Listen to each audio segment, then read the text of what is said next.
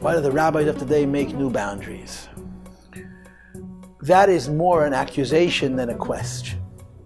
In other words, the argument is that when people assert certain principles, they're being frumer than the Eibishter.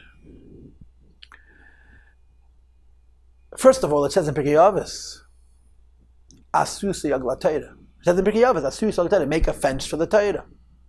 And the reason you have to make a Yagla Torah is because, like it says in the Mishnah, the Dorim Yagla Prishos. If you want to be pious and righteous, if you want to preserve the essence of what Yiddishkeit is, you have to make fences, and the fences protect. Since the beginning of Torah She'ba'al Peh, which begins in the Zman Ba'isheni, the idea of Asus Yagla Torah has always existed. The idea of making fences to protect the principle has always existed.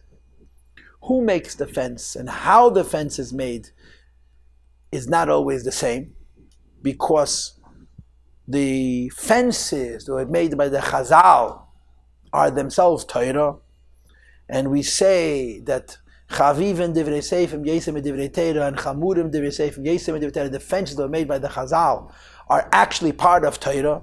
And if you learned enough Chassidus, you'll understand that even those things which are the Rabbanon that are not written in the Deiraisa are also with the Deiraisa.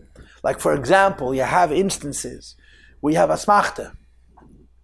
Asmachta means the Chachamim made a certain takona, and they bring a raya from a pasuk.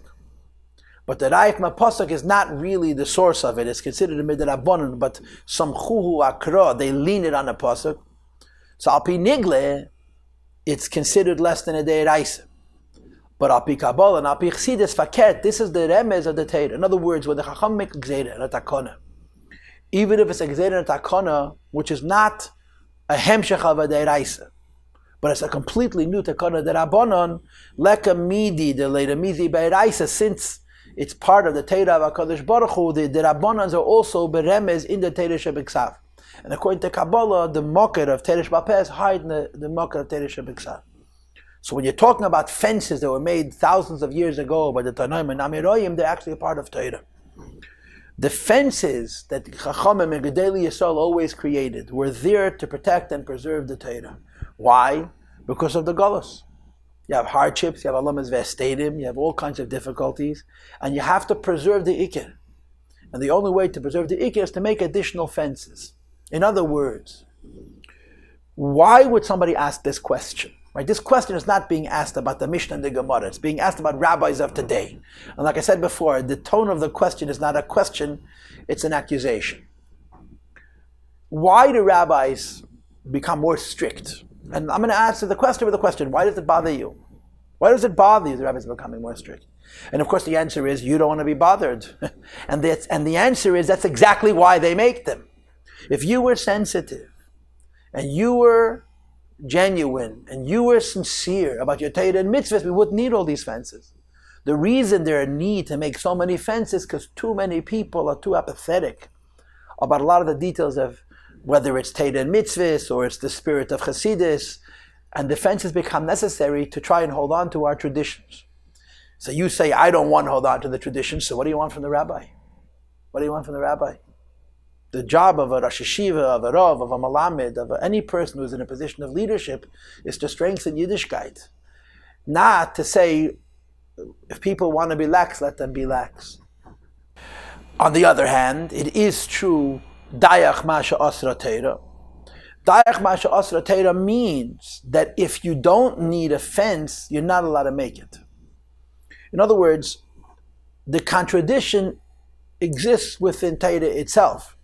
On the one hand, the Mishnah says, Nedarim Syagla Prishus, that making vows or making fences keeps us pious, which means the Chazal, according to this Mishnah, are encouraging the making of fences. And on the other hand, you say that a person makes a fence, has to bring a sin offering of separating himself from wine. So which is it? Is it good to make a fence or is it not good to make a fence?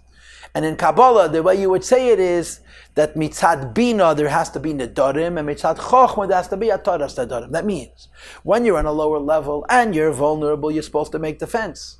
When you're a higher level and you're not vulnerable, then you're not allowed to make defense. And the simple example for this, of course, is the story with Adam and Chava. That Adam was told by Hashem to tell Chava that she should not eat from the Eitz Hadas Tevara.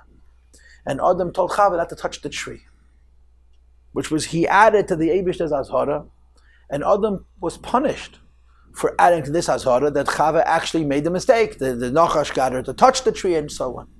Because before Chet Eitz Hadas, the level of Adam Rishon did not require syagim, fences, and when you don't need fences, you're not allowed to have the fences.